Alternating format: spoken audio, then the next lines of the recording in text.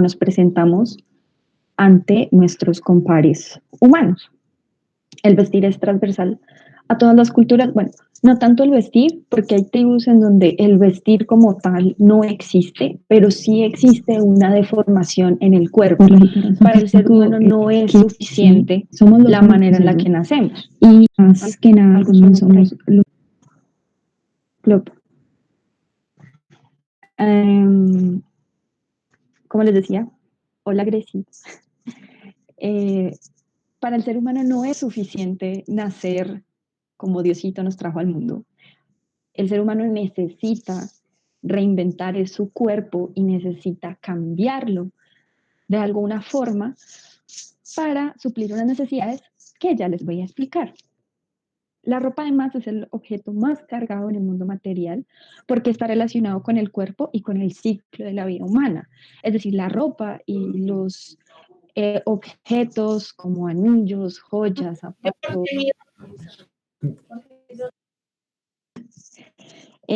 son objetos en tiempo. Sí, entonces eh, la ropa tiene varios orígenes netamente pragmáticos, ¿sí? El primero es el carácter físico, que es la protección ante la diversidad de ambientes. Necesidades que uno pueda tener si vives en el desierto, si vives en la selva o si vives en una llanura. Entonces, dependiendo de la naturaleza la forma en la que te vistes va a ser diferente. Digamos, en las selvas como la Amazonía o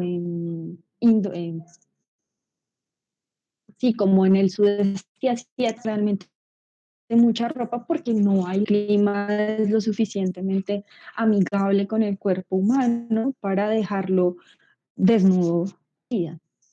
Entonces, en la imagen de la izquierda tenemos un par de señores nómadas del Sahara, y que si ustedes se fijan bien, la del Sahara está concebida para que los proteja de la que les puede entrar por los oídos, por la boca. Bien, porque el hecho de que ellos se pongan capas y capas de ropa y que son fibras muy livianas les permite mantenerse hidratados, porque si uno se va al desierto y uno se queda solamente empaparrado, por decir algo, pues te vas a deshidratar, te vas a insolar y te vas a morir. Entonces, la forma de vestimenta de los nómadas les permitió adaptarse a pues estas condiciones tan difíciles como en el desierto.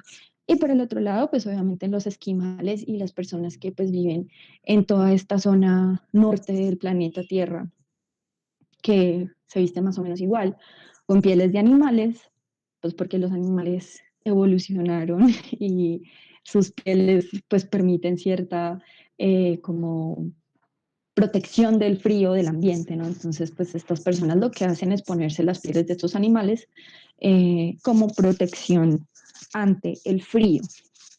La segunda razón es un carácter social, es decir, para protegernos de los otros.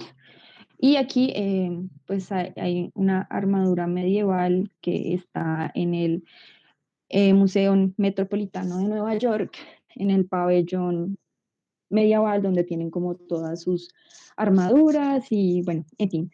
Esta era una armadura de un señor de la corte inglesa, no recuerdo bien, pero es que las armaduras medievales surgen precisamente porque la sociedad europea en la Edad Media era una sociedad que vivía en función de la lucha armada, es decir, ellos necesitaban protegerse de otras personas que pues, los querían matar a punta de espadazos. El armado en especial, la cota de malla, que no tengo foto de la cota de malla, pero les voy a mostrar cómo era una cota de malla, que se usaba debajo de la, bueno, esto todos son como disparates. Era, sí, ellos lo llevaban debajo de las que se ponían. de todo esto, pues, de tener que usar armaduras para protegerse de los otros, surge la heráldica, eh, que son todos estos códigos medievales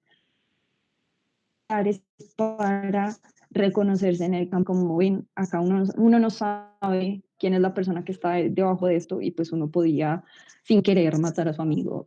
Entonces, nacen los estandartes, que son estas personas que llevaban como una banderita al campo de batalla, que iban en un caballito, eh, y la heráldica. Obviamente, pues después las armaduras se empezaron a decorar de esta manera, eh, pero pues en su nacimiento eran muy lisas, ¿sí? El tercero es obviamente denotar género, obviamente pues amparados en el binario de femenino, masculino, mujer, hombre, etcétera. Y más importante que denotar género, agradarle al sexo opuesto. Porque obviamente los humanos tenemos um, la necesidad, bueno, entre comillas, de aparearnos. Y para aparearse hay que atraer una pareja. Entonces, como les había dicho, puede que haya una cultura que no tenga ropa como tal, como la concebimos en Occidente, pero sí se hacen algo en el cuerpo, ¿sí? Y estos cambios en el cuerpo que se hacen, ya sea tatuajes, plumas, ablaciones, cortes, lo que sea, significan algo en el cuerpo de la persona que lo lleva.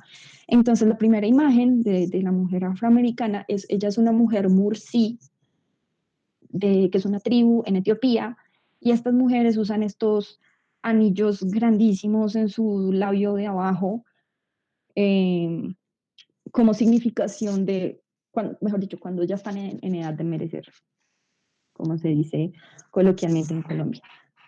Y la mujer china, pues es de China, pero digamos acá lo que pues, les quería mostrar era esto que le hacían a las mujeres chinas en un momento de su historia, que era no dejar que les crecieran los pies, que era básicamente, eh,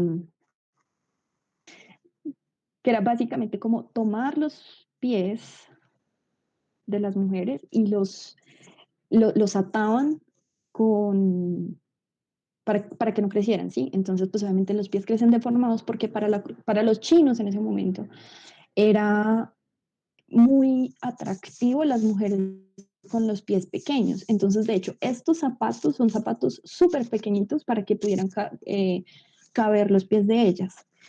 Y precisamente, pues entre más pequeños fueran los pies de la mujer en cuestión, pues más atractiva era.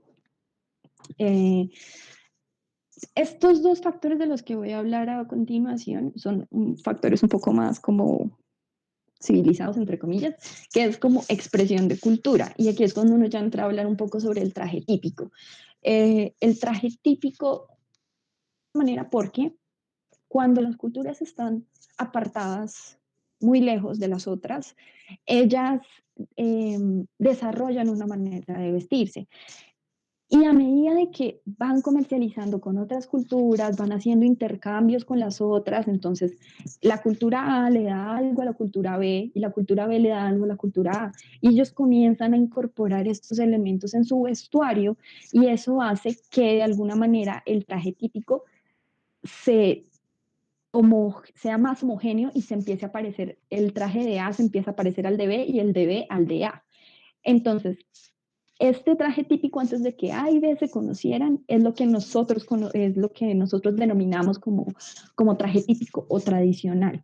Entonces, el primero pues es la manola española y el segundo es un traje típico también chino, bueno, no chino, es como lo comparten entre China y Taiwán, que es el Cheongsam. Y si nos va bien en estas sesiones, podríamos hacer una sesión especialmente en el Cheongsam, porque el Cheongsam, aparte de ser como un traje típico y un icono de la cultura asiática, cuando a mitad bueno, sí, en el siglo pasado, eh, esta parte de Asia estaba toda colonizada por Gran Bretaña y bueno, por los europeos, ¿no? Entonces, las mujeres empezaron a vestirse como se vestían las mujeres europeas, pero en algún punto ellas retoman el uso del cheongsam como manera de pararse enfrente de este imperialismo blanco y decir, ustedes no nos colonizan, yo me pongo mi traje típico. Y es un traje que hasta el día de hoy se sigue usando allá en celebraciones, en matrimonios, en eventos especiales. Hay mujeres que se van a trabajar poniéndose eso, bueno, en fin. Eh, como expresión de religión. Entonces, pues obviamente las mujeres que practican pues el Islam se ponen el hijab y sus derivados, que hay muchas formas de cubrirse el cabello, eh, pues para las mujeres de esta religión. Y al otro lado está una niña Amish o Menonita, que son poblaciones puritanas de el Estados Unidos rural. Y estas chicas cuando ya están en cierta edad de madurez, se ponen este gorrito eh, que denota pues que ya están maduritas y listas para el matrimonio. Eh, entonces, estos son los 4 textiles básicos que empezaron a usar los humanos, que son el algodón, arriba, este es el algodón, la seda, el lino y la lana. La lana y la seda pues obviamente son de origen animal. La lana puede ser de oveja, de yak, de llama, de cualquier animal que se pueda esquilar. Y el lino, que bueno, pues el lino es una mata, parece es como un helecho, más o menos. Bueno, no sé, no soy bióloga. Y bueno, y el algodón. Entonces, alrededor de estos materiales se empezaron a gestar estos rutas de comercio que fueron muy importantes para el desarrollo de la industria textil y obviamente que pues luego se convertiría en capitalismo y todo lo que nosotros conocemos. Digamos, la cosa con la seda, y esto es más como un dato ahí curioso, es que, ay, mensajes, perdón, eso, gracias, Atas. Em, es que la seda, a diferencia de la lana, es que cuando uno esquila la oveja, ¿no? Y uno está sacando el hilo de la lana no es continuo, es decir, es un hilo discontinuo, en cambio el de la seda no. Entonces, de un capullito, un solo capullito de este es un solo hilo, eh, que precisamente pues por eso es que la seda en su momento pues fue como tan valorada y tan preciosa y tan cara. En el telar, bueno, pues el telar obviamente es una forma pues de hacer como la tela, ¿no? Eh, y el telar, cuando las personas, bueno, cuando los arqueólogos van a un sitio de una tribu y encuentran un telar, el telar es un signo de cierta clase de sedentarismo. Entonces, este es un telar móvil, o sea, es decir, es portable, ¿no? Entonces, pues se hace y se deshace y no lo puede llevar, pero igual denota pues cierta clase que en ese momento una tribu o cultura se asentó en cierto punto. Y pues este ya es como el grandote, digamos, por ejemplo, cuando uno va a Nopsa, por ejemplo, que ahí hacen las ruanas, ellos tienen telares que son gigantes y que obviamente pues ya es una vaina de que ya se habían asentado en cierto sitio y habían comenzado a hacer sus cosas, ya sea agricultura, comercio, etcétera, etcétera. Y bueno, entonces voy a hablar un poco acá como de eh, como de la prehistoria, entre comillas. Este es el Otzi, el hombre de hielo. Mm, Él se descubrió en el 91 y tiene 3.300 años, o sea, antes de Cristo. Tiene muchos años de antigüedad, pues es una momia, ¿no? Pero lo importante de Otzi es su ropa, que se encontró, que él usaba al momento de su muerte, es la ropa más antigua que se ha encontrado y obviamente pues nos da idea de cómo era la vida de Otzi en su momento, ¿no? Entonces Otzi como él se la encontró en los Alpes, obviamente hacía mucho frío, y entonces Otzi tenía, pues de hecho tenía 68 tatuajes en su cuerpo, que eran líneas, pues igual creo que no, no es muy claro exactamente qué eran esos tatuajes que Otzi tenía en su cuerpo, pero él usaba un gorro de piel de oso y un chaleco y calzas de piel de cabra. ¿Qué pasa con la ropa de Otzi? Yo sé que uno lo mira y uno piensa que él está usando pantalones, pero no. Ellos lo que hacían era dos calzas, es decir, las dos piernas están separadas. Ellos lo que hacían era que ellos se metían la piel de cabra, cosía, ellos sí, pues cosían con agujas de hueso. Entonces ellos cosían estas calzas como a modo de media, ¿sí? Estas medias que uno se pone como un liguero, por poner un ejemplo, ¿no? Llegaba más o menos como a la mitad del muslo y lo que hacían era que se lo amarraban. Eh, y para proteger el área de los genitales y pues obviamente de la cola, lo que hacían era que pues se ponían un taparrabo. Obviamente como encima de esto estaba, ellos se ponían como una suerte como de camisa por debajo y como esta chaqueta, que pues obviamente toda estaba hecha con pieles de animales. Eh, y digamos, a mí pues, personalmente lo que más me parece interesante son sus zapatos. Sus zapatos estaban hechos en piel de oso por fuera y por dentro tenían un remate de piel de cabra y los rellenaban con musgo y con hierba como simulando una especie de media prehistórica. Eh, bueno, además a Otzi también se le encontró flechas, se le encontró una capa de paja eh, y creo que lo mataron de hecho, pero pues eso no viene a caso. Entonces, cuando las necesidades de las que le hablé anteriormente, es decir, cuando se han saciado las necesidades em, de protegerse del ambiente, de protegerse de otros, de agradar al otro sexo y de notar hasta cierto punto cierta cultura y religiosidad, ahí podemos empezar a hablar de moda.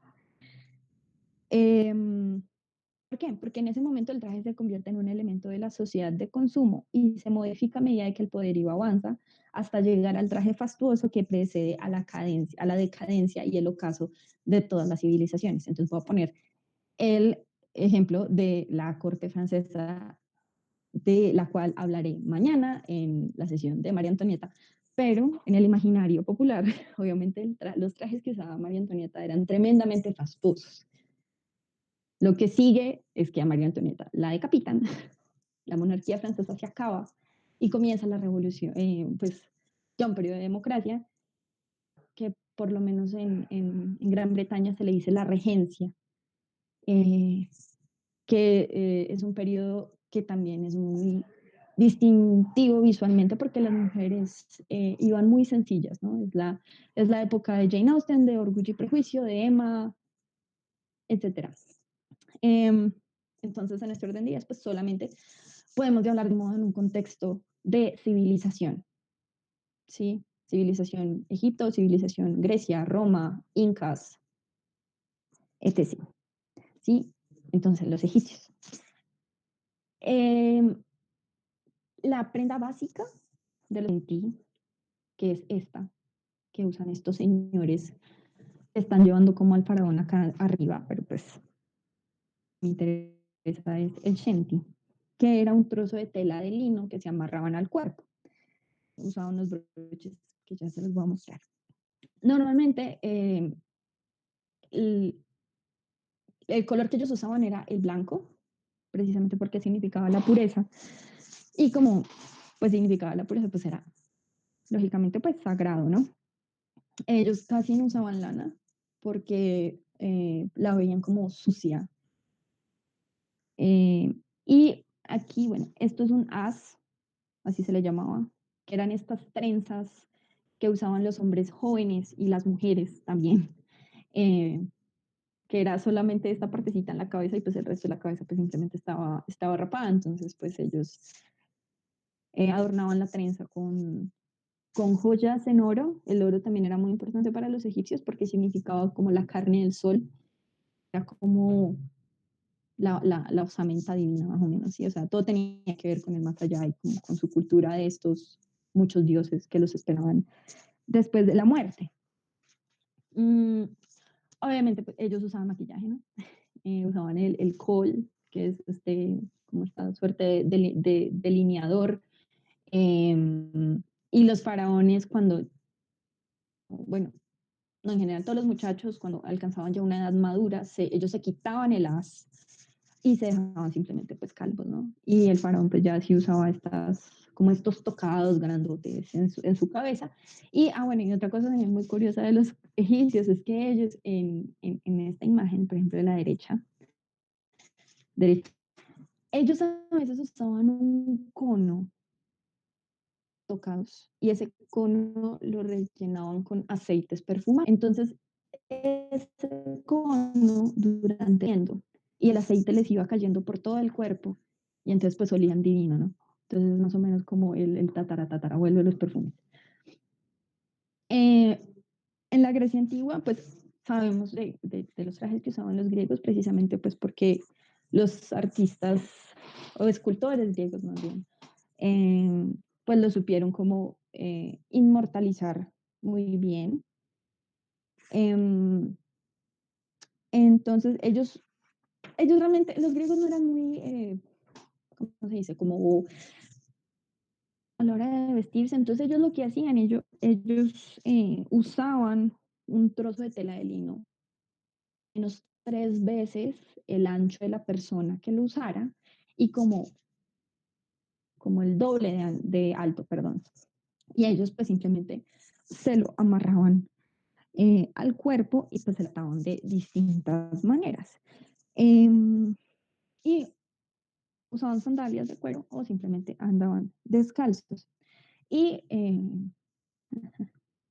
esta es el fibulae o pin, más o menos como una cremallera prehistórica, un botón, no prehistórico, pero antiguo, eh, que era atar la tela al cuerpo y pues prevenir que se cayera y pues quedaras totalmente desnudo. Eh, en Grecia habían como 3 tipos de como túnicas. La primera es el chitón, que es como el básico, ¿no? Que es esta largota que se usa como debajo de todo, que es como la primera capa, ¿no? El chalamis, chalamis, no soy griego, que era una especie de chal que se ponían encima del chitón y que a veces podía tener una capa, como un pelo o capota que se ponían encima de la cabeza a las mujeres, mm, ocultar su cabello. Esta cosa también de ocultar el cabello ha sido algo que muchas culturas lo han hecho, muchas culturas han tratado de ocultar el cabello de las mujeres y también el sábado, que es la clase de las políticas del cabello, también pues vamos a tocar ese tema. Y digamos, el chitón era un chitón acá.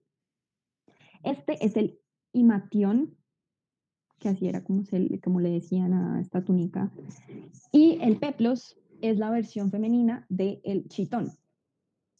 Eh, la cosa en Grecia también era que los hombres ya señores, los viejos, ellos se dejaban crecer la barba y se cortaban el cabello. Los hombres jóvenes no tenían barba, pero tenían el cabello largo. ¿Sí? Y Roma es como Grecia, ¿sí? En todo sentido de la palabra, pero ellos lo que hacen es que eh, ellos complejizaron un poco más las cosas, ¿no? Ellos tomaron nociones básicas de los griegos, tanto en el vestuario como en la mitología, como en muchas cosas. Eh, entonces, digamos, en Roma, eh, ellos usaban mucho, pues, tanto los romanos como los griegos usaban, pues, estilos drapeados, ¿no? Era un material muy precioso antes. Entonces, esta vaina de que nosotros conocemos del patronaje y cortar las telas y unirlas y eso esa noción no existía aún, precisamente porque uno lo que quería conservar toda la tela que pudiera. Uno no quería desperdiciar tela. Eh, Entonces, ay, okey. Em, entonces, es el la toga, ¿sí? A los romanos era la toga, medía más o menos de 4 a 5 veces el ancho de la persona que lo usara y como un poco más de alto. Y pues obviamente se podía también atar en una variedad bastante amplia de estilos y ellos lo que empezaron a hacer fue bordarlas em, y tener como ciertos motivos como importantes, ¿no? Eh, las joyas y los peinados femeninos, en el caso de las mujeres romanas, también se vuelven más elaborados y pues las sandalias o las botas de cuero, pues las usaban quienes podían comprarlas, ¿no? Y obviamente, al igual que los griegos, pues también tenían prendas con fines militares, ¿no? La toga es la representación romano. Y hay cuatro tipos, ¿no? La primera es la toga virilis, que era una toga blanca y lisa. Se usaba por los senadores y por los chicos mayores de 16 años. La toga pretexta, que tenía un borde morado y solamente lo usaban los oficiales y los menores de 16 años, ¿no? La toga picta, que era una toga morada con adornos en oro y era un traje ceremonial. Y era un traje que solamente lo usaban, perdón, como héroes romanos o personas ya como de rangos muy distinguidos. Y la toga paya era una toga de luto, hecha en lana natural, sin teñir, eh, y también se llevaba puesta sobre la cabeza a modo de capucha. Entonces, aquí hay una representación de la toga paya. Esto era un uniforme de la época de los romanos, que pues obviamente también, pues ellos tienen estas ropas con propósitos militares, que eran básicamente corazas hechos en cuero, o a veces también tenían como estos pectorales en metal. Y tenían varios tipos de casco, dependiendo obviamente del rango o del periodo románico al que nos... Y en el caso de las mujeres, ellas usaban la túnica íntima, que era una prenda interior de longitud de piso hecha por la unión de dos grandes de tela y podía tener o no tener mangas, perdón. Em, y una estola. La estola era un sobrevestido que llegaba hasta la pantorrilla y usaba un cinturón de cuero que se ponía debajo de los pechos. Y ellos pues, también tenían una toga. La diferencia de los hombres era una bufanda o un chal para exterior y para ocasiones especiales, que además traía una diadema o un velo. ¿Por qué? Porque, como bien dice ahí mostrando a las mujeres romanas tal cual como sus homólogas, las griegas, ellas rara vez salían de sus casas. Ellas no tenían permitido salir de sus casas. Y cuando lo hacían con un velo sobre la cara y solamente cuando estaban, pues obviamente, en compañía de su marido. Eh, y bueno, pues las únicas mujeres en las calles públicas eran las esclavas y las prostitutas. Las mujeres de bien, como dirían por ahí, no salían a la calle.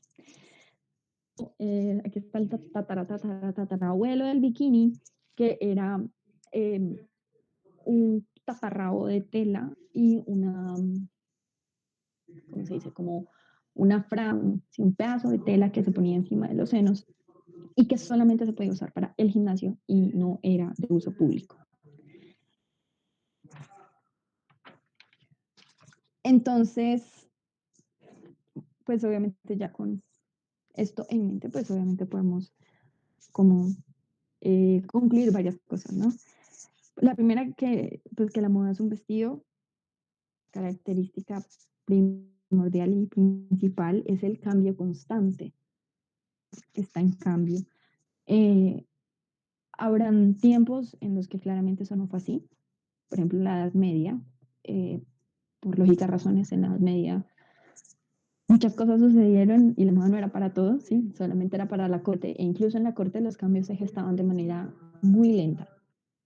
Pero en general, Cuando uno habla de moda en sociedades, civilización, eh, hablamos siempre que siempre hay un cambio constante, ¿no? Eh, También la moda pues establece los términos en los comportamientos entre las personas y los códigos sociales, eh, impone normas de grupo, ¿sí? Y pues obviamente las desviaciones en el vestir y cualquier persona que se vista diferente siempre va a ser mirada como una persona y perturbadora, incluso un poco rebelde. Eh, y pues también como que por eso muchas veces muchos de los grandes cambios eh, históricos pues de nuestros tiempos por lo menos han tenido eh, una gran repercusión en la moda, si no fue porque de la moda, sí. El solo hecho de que las mujeres comenzaran a usar pantalón, esto ya fue como un hito y un eh, gran punto de inflexión, porque la falda no permite muchas cosas que los pantalones y lo mismo la minifalda en los 60. La minifalda también fue muy importante eh, como símbolo de liberación, pero pues obviamente la moda siempre es ambigua, ¿sí?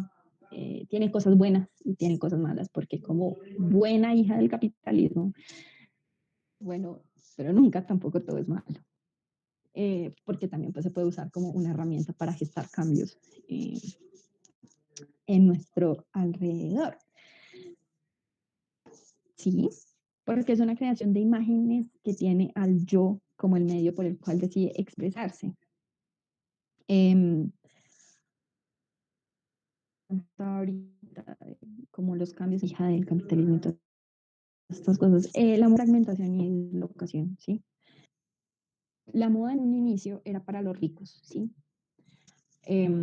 Los pobres, bueno, las clases más humildes siempre trataban de seguir un poco la forma en la que los ricos se vestían, pero precisamente porque no tenían muchos recursos y como la tela era un material tan precioso y tan caro, pues ellos realmente no podían estar a la moda todo el tiempo, ¿no? Cuando en masa en las fábricas a finales más o menos, mitad del siglo XIX, finales, la moda más o menos ya se hace un poco más accesible a todo el mundo, ¿no? A todas las clases. Eh, entonces, obviamente, pues se crea esta posibilidad abierta para todos, pero pues claramente el precio que hemos tenido que pagar es pues la explotación laboral femenina, infantil y la contaminación ambiental. Eh, es una cosa también muy como interesante es que muchas veces con estas, eh, digamos, como que la moda también de alguna manera es una forma de colonización, un poco, ¿no? Eh, Nosotros usamos, y de hecho también en Colombia se trataba de usar lo que fuera que estuvieran usando en Europa, ¿sí? En Colombia nosotros también hemos tenido nuestros propios híbridos, pero pues obviamente, bueno, mentiras, creo que sí me va a dar el tiempo, aunque no preparé las imágenes como tal, entonces pues pueden irse a hacer otra cosa mientras me escuchan. Em, en la colonia es algo muy interesante porque nosotros tuvimos muchos intercambios culturales, obviamente por las culturas que ya estaban aquí, en las que llegaban. Entonces, por ejemplo, digamos, la ruana es una mezcla entre la manta chipcha y el capote castellano, ¿sí? Eh, a ver, eh, el otro día yo estaba pensando, bueno, no, el otro día no, de hecho hace como 3 años, estaba pensando en que yo no sabía cómo se vestían los muiscas. Una vez fui a Tota, hace mucho frío, y en ese momento yo dije, ¿cómo se vestían? O sea, ¿cómo se vestía la gente? O sea, los indígenas de acá, ¿cómo se vestían con este frío? Porque yo no lo sabía, ¿sí? No lo sabía. Eh, Resulta que ellos, los muiscas, tenían un comercio de lana eh, muy bueno, no encuentro la palabra. Habían hecho, tenían ya una ruta que comercializaban con otras culturas, con otras tribus, entre ellos mismos también, ¿no? Y ellos hacían mantas, eran mantas chichas hechas en lana. Y ellos a veces tenían de colores esas mantas, a veces las hacían rojas, a veces creo que azules también, a veces las bordaban con hilos dorados. eh, y de hecho ellos también tenían métodos de diferenciación social entre sus clases, entonces lo que usara el cacique no era lo mismo que usaba el ciudadano casual y corriente y lo mismo lo que usaban las personas que pertenecían como al clero o la religiosos pues de los muiscas, ¿no? Entonces, cuando se da este intercambio cultural entre los españoles y los muiscas, esta manta muisca y este capote castellano se unen y se convierten en lo que nosotros hoy conocemos como la ruana. Obviamente, pues la ruana es un símbolo cultural muy fuerte, sobre todo en la región cundiboyacense. Eh, y digamos, el pañolón de las mujeres es una mezcla entre la mantilla española y la manta indígena tradicional. Entonces, tanto el pañolón como la ruana son productos culturales de un choque que tuvimos nosotros en la colonia. Eh, en Colombia, por lo menos en el siglo XVIII, se adoptó el moda francesa como lo que era deseable, ¿no? Lo in. Eh, y, digamos, por ejemplo, hay algo de lo que también quería hablarles, pero que les voy a hablar más el sábado, que son las leyes suntuarias. A lo largo de la historia y a lo largo de muchas civilizaciones ha habido las leyes suntuarias o sumptuary laws, eh, que son leyes para prohibirle a un grupo de personas que use cierto vestir o cierto accesorio o que se cubran su cabello o lo que sea. En Colombia nosotros sí tuvimos de eso. Y hay toda esta coyuntura, los invito a que vayan al Museo del Traje que queda subiendo por la Plaza de Bolívar, pero si lo logran hacer con recorrido, es muy chévere porque es muy revelador. Entonces resulta que estas leyes suntuarias en Colombia aplicaban para textiles, es decir, acá, y que hacían sus casas acá, obviamente ellos pues traían a su mujer española o la mandaban a traer y tenían hijos españoles, ¿no? Entonces ellos podían usar ciertas telas, como por ejemplo la seda. Entonces, estas mujeres españolas podían usar seda, los hombres españoles también podían usar seda, pero si tú eras un hombre o una mujer criolla, por más de que tu papá o tu mamá fuera española o fuera el primo del rey o fuera, no podías usar seda. Las que no se podían usar si eras criollo, mucho menos si eras indígena. Eh, entonces, los criollos comienzan a reemplazar estas telas que ellos no podían usar por otras eh, manufactura nacional o que eran traídas de algún otro sitio de América. La moda colonial adopta elementos de la cultura criolla que de alguna manera también les ayudaron a simplificar los trajes. Los trajes en la colonia no tan fastuosos como los trajes europeos que uno pueda tener en mente. Eh, y porque, digamos, a nosotros siempre nos llegaba todo tarde, ¿sí? De aquí a Europa era más o menos un viaje como de 3 o 4 meses. Entonces, eh, los mercaderes de moda, los comerciantes de moda, cuando empiezan a surgir estas revistas de moda que empiezan a surgir en, en el 1800, un poquito más antes, desde Europa hasta acá. Entonces, era que esas revistas de moda que tenían las fotos y bueno, no fotos, no, las ilustraciones de lo que se estaba poniendo María Antonieta, o de lo que se estaba poniendo la reina de tal, o lo que se estaba usando en las calles de París, en las calles de Londres, nos llegaba por lo menos con 6 meses de tardíos acá a Colombia. Entonces, estas mujeres, en la mayoría pues, de los casos eran mujeres, llevaban estas revistas a los sastres colombianos y los sastres colombianos estas ilustraciones que ellos veían en estas revistas y les hacían los vestidos a estas mujeres. A través de esa reinterpretación, pues obviamente no era el mismo vestido, porque traer un vestido de allá, muchísimo dinero.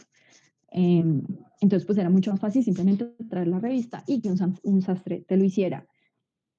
Duraba muchos años porque lo único que le hacían era modificaciones pequeñas. Ellos no eran como nosotros, que era como, pues se me rompe el jean, pues a la basura.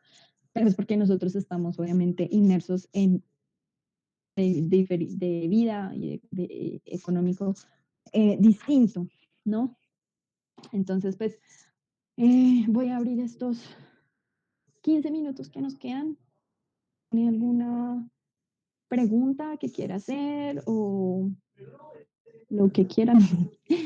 O si quiere, pues puedo seguir hablando. Pues obviamente había pensado que esta colonial y todo esto fuera, pues obviamente pues una sesión aparte, pensando un poco más como en el futuro, ¿no? Em, entonces, pues los escucho si, no, si tienen preguntas y voy a dejar de presentar.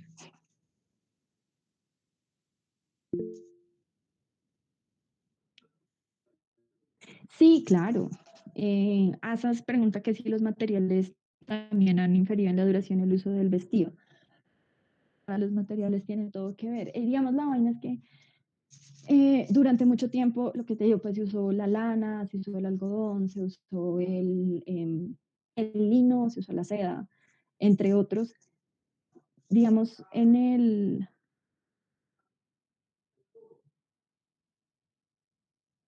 bueno, Nico, bueno, Nico dice que él quiere entender los tejidos y los materiales más a fondo. Nico, yo no manejo eso. Quisiera manejar también lo de los materiales, pero no. Em, lo que sucede en el siglo XX, sobre todo, y que también es algo que cambió por completo la manera en la cual nosotros entendemos la industria de la moda y un poco como esta economía pues que se gesta alrededor, es que em, es- se, se, em, se hace como, no el descubrimiento, pero de alguna manera Chanel y todas estas casas de moda a principios de los 30 más o menos comienzan a usar estos materiales como el elástico y los derivados estos de estas telas que son como más o menos derivados del plástico, que son como esto que nosotros conocemos hoy en día, como el spandex y esta vaina que el polipropileno, poliestireno, esa vaina. Em, entonces, el hecho de que comenzaran a ver em, ya esta clase de telas que eran mucho más sencillas de hacer, ¿cierto? Porque es que la vaina, digamos, con la seda es que pues tú tienes que esperar el ciclo del gusanito para poder entonces sacar el hilito de la seda para poderlo hacer, pero obviamente pues tienes que cuidar que no vayas a matar a todos los gusanitos de seda. Lo mismo con la lana, que es como que pues tienes que esquilar a las ovejas, pero a las ovejas les tiene que volver a crecer el pelo para que las puedas volver a esquilar. Em, Así con todo, ¿no? Entonces, lo que estas telas sintéticas permiten es hacer estos cruces entre las telas naturales y las telas para que el proceso de producción en materia de ropa sea muchísimo más rápido. Em, y no, John Cortés pregunta que si acá llegaban materiales como la ropa o si comisionaban con los materiales de acá. Había a veces gente que mandaba a traer de Europa, lo que te digo, lo de que los españoles mandaban a traer de allá, por ejemplo, seda, pero el criollo no lo podía hacer porque era ilegal. O sea, él por ley no podía traer de España seda. A veces lo hacían, pero pues obviamente eran telas que duraban un año por lo menos en llegar hasta acá, si es que llegaban, porque digamos, suponiendo que fuera un español que vivía en Bogotá, él tenía que esperar a que, obviamente, saliera de España, atravesara el Atlántico, llegara a Cartagena o a Santa Marta y se viniera por el Magdalena y después en onda desembarcara y en una mula le subieran esa vaina hasta acá. Y era muy probable que se la robaran o que algo sucediera y que la tela simplemente no llegara acá. Entonces muchas veces sí confeccionaban con materiales hechos aquí en, pues, en Colombia o en Cundinamarca o de donde los pudieran sacar. Eh, Juli, bueno, Grechi pregunta que si en contextos más contemporáneos las crisis y transformaciones económicas han modificado la moda. Sí, claro, todo el tiempo. Digamos, con esta coyuntura, obviamente vamos a mirar también qué pasa con el mundo de la moda, ¿no? Pues porque también estamos ya hablando de que en ese momento hay como cierta necesidad de tener este consumo sostenible, ¿no? Entonces, pues obviamente se le pilla a marcas como H&M, como Pull&Bear, como a Zara, como a Forever 21, que pues por favor manejen mejor sus métodos de producción, porque no la da, sí, no la da. Entonces, eh, en, digamos, digamos, por ejemplo, lo que sucede normalmente en situaciones de guerra, por ejemplo, por poner un ejemplo, es que los materiales son escasos, ¿sí? Empiezan a escasear los materiales porque no, porque las fronteras están cerradas, porque el enemigo hunde los barcos que traen los materiales, porque hay bombardeos, eh, todos los horrores que pueda tener una guerra, ¿no? Entonces, normalmente lo que sucede es que el dobladillo, por lo menos en las faldas de las mujeres, tanto en la Primera Guerra Mundial como en la Segunda Guerra Mundial, el dobladillo sube, son un poco más cortas porque hay escasez de tela. Eh, eh, eh, Estoy mirando más, perdón. Carla pregunta aquí, me gustaría que profundizaras en eso de que cuando se vuelve fastosa la moda de una civilización refleja decadencia. ¿Cómo se podría reflejar eso en la actualidad o en las últimas décadas? Eh, eh, a ver, mañana, mañana yo voy a estar hablando de María Antonieta, que es un icono en el mundo de la moda y en el mundo de las imágenes y el performance. Siento que puedo profundizar en eso más mañana porque voy a tener un background más largo en cuanto a estas vainas. Pero digamos, en la actualidad yo no podría decir si hay alguna clase de traje fastuoso, porque es que, digamos, eh, cuando pues uno habla de que el traje fastuoso precede la decadencia y el ocaso de, como de las culturas, se habla casi siempre de la fastuosidad de los monarcas en cuanto a su pueblo, ¿sí? De estos monarcas que no miden eh, o no escatiman gastos a la hora de, como de querer suplir pues, sus necesidades y sus deseos, que fue un poco mucho lo que pasó pues, pues, en Francia, que había muchas hambrunas, o sea, había una sucesión de hambrunas y de malas cosechas terribles, pero pues obviamente las personas que vivían en Versalles comían súper bien y la pasaban súper bien, y pues el pueblo se mamó y entonces pasa la Revolución Francesa, bueno, etcétera, etcétera, etcétera.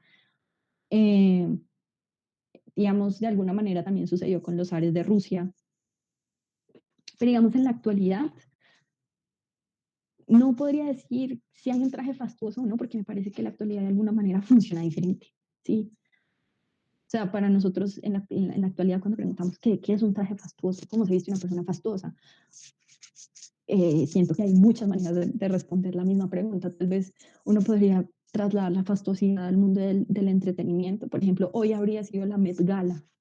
eh, y digamos, muchas veces estos circuitos de las alfombras rojas y de las galas y de todas estas vainas, pues obviamente pues tienen muchas críticas pues de personas que dicen que pues es algo frívolo. Pues en mi opinión no lo es.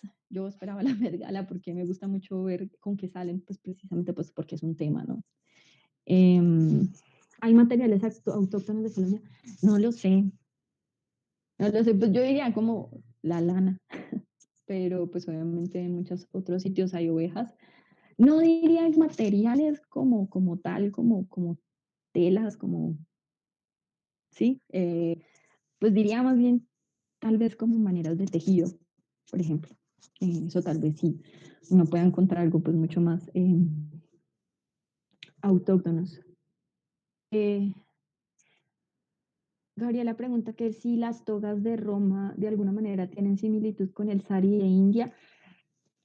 Eh, la verdad, no tengo ni idea, porque no he ahondado en la, la indumentaria india, ¿sí? Eh, Hablar del sari como hablé del cheongsam, que son trajes típicos que de alguna manera sobreviven el paso del tiempo, ¿no? Las mujeres indias todavía usan el sari, pero no soy, o sea, me he dicho, no he leído el tema como tal de dónde viene el sari, ni quién usa el sari, ni por qué lo usan, ni cómo aparece. Entonces, no puedo responderlo. Em,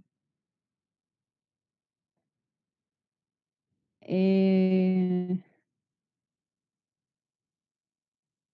sí, entonces, digamos, como con esta coyuntura un poco, creo que pues también he pensado que muy probablemente vaya a surgir algún tipo de moda alrededor de eh, los tapabocas o los guantes.